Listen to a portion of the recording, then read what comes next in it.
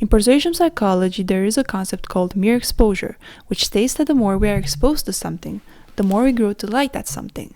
It is the reason why that song on the radio gets stuck in our heads, and why that commercial we saw on the TV grows on us the more we watch it. Mere exposure is often used in advertisement in order to make products look more appealing, but it can also be a propaganda technique of normalizing ideology. It can be subtle, almost imperceptible, and it has the appearance of being a spontaneous occurrence, while the reality is that a lot of thought is put into it. So let us have a closer look at how it works.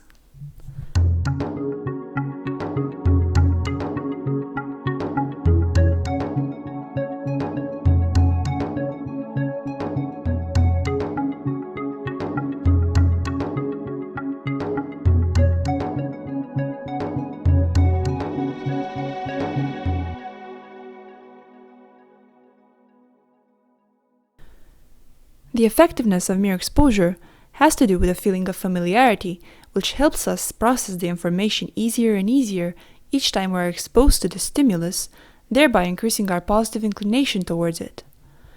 However, there is a clever way to implement it and a not so clever way.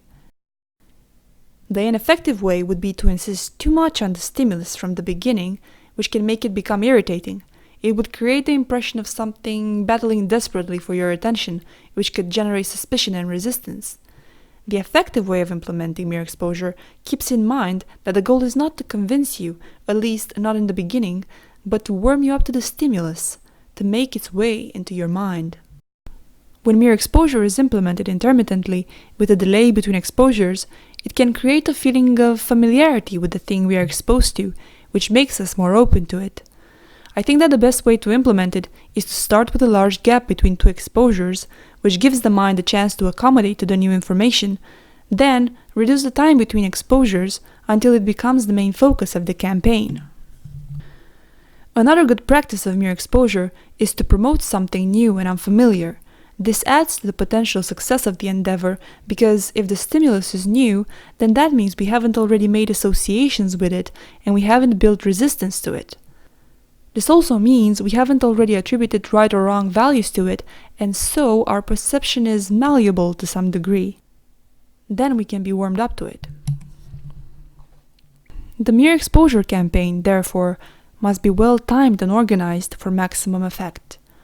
I find that the following scene from Spanglish is a great way to illustrate mere exposure.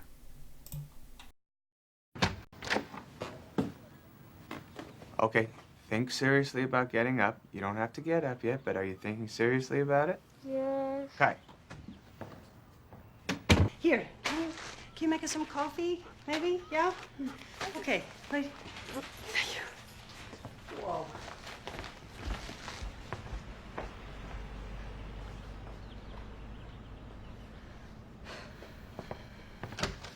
Now.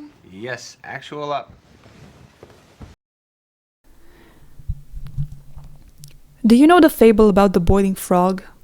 It says that if you put a frog in boiling water, it will jump out and save itself. However, if you put the frog in water at room temperature and then warm it up increasingly, the frog will continuously adapt to the new temperature until it is boiled alive. This illustrates the dark side of mere exposure very well if we consider that the frog is our mind and the water is unproductive ideology, and it raises an important point about the need for constant self-examination. See those little black boxes? They're called telephones. People with narcissistic personality disorder, who are very apt at emotional manipulation, use a version of mere exposure when they test boundaries. At first, they may begin by asking small favors, dropping hints or subtle suggestions to see if you accept them or if you put up with them. Then, they increase their demands and they are more confident in asking.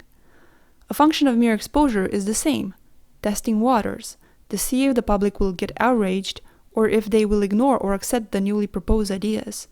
Then they can increase their efforts. This type of persuasion is manipulative because it does not try to convince through good arguments, but rather through using the blind spots of the mind in order to create a certain subtle perception whose origin is uncertain. It often seems like new ideas turn up as if out of nowhere and suddenly become the norm. I'd say that in many instances they are not so sudden at all, and mere exposure is a great tool for making it appear spontaneous.